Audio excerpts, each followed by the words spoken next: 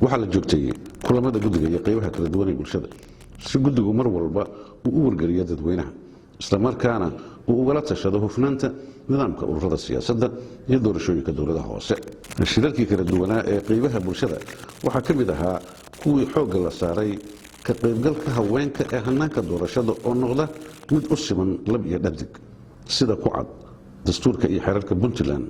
iyo kuwa guddiga doorashooyinkaba fariinta aan idin soo gaarsiinay waxay tahay sidaynu la socono dumarka Soomaaliyeed waxa weeyaan lafdhabarka mujtamaca xagga dhaqaalaha korinta qoyska nabadgelyada iyo siyaasadda sidaa daraadeed waxaan jecelnahay gabdho inay fursadda ka faa'iideystaan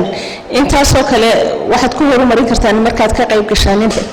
ururada siyaasadda sidaad arrimahaas oo dhan kor uga qaadaan sidoo kale waxaan ka codsanayaa madaxda gobolada iyo degmooyinka inay gabdhaha fursadooda aanay dayicin ay u galaadaan farxadayada haweenka lama koobi karo waxaan leenahay caawa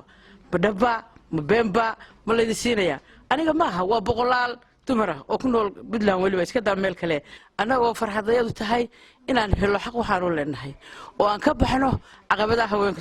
soo wajaha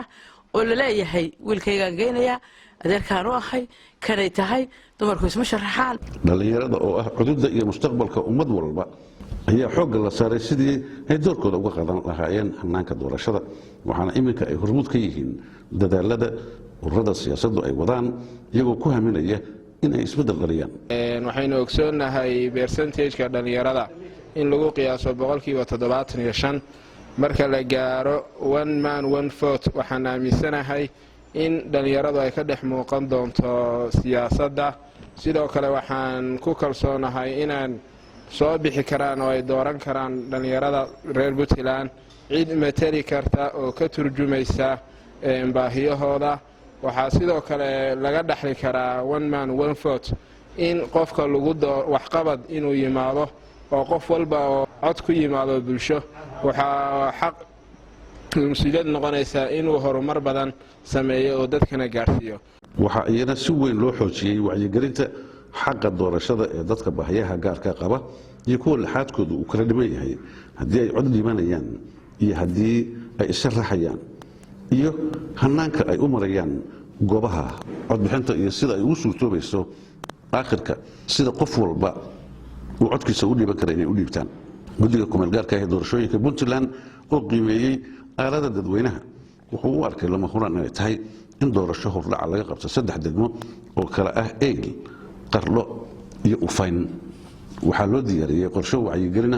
iyo safarro guddigu uu ku kala bixiyay degmooyinkaas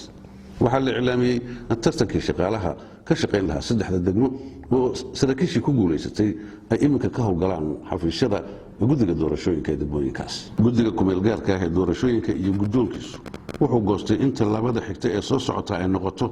in la bilaabo diiwaangelinta dadkii ka codayn lahaa doorashada hordhaca ah ee 3 degmo oo bilow u noqon doonta markii ugu horeysay oo doorasho xor iyo xalaalihii ay ka dhacday Soomaaliya muddo ku dhow 60 sano sida daraadeed ayaa xubno ka mid ah guddiga sare oo ay weheliyaan shaqaalaha xarunta guddiga waxa ay aakhirkii bishii January safarro ku tageen 3 degmo waxa ay la kulmeen oo la shireen mas'uuliyiinta iyo qaybaha kala duwan ee bulshada degmooyinka xubnaha guddiga ujeedada safarkoodu wuxuu ahaa qiimeynta iyo soo astaynta goobaha dadku ay iska diiwaan gelinayaan iyo xarumaha codka laga dhiiban doono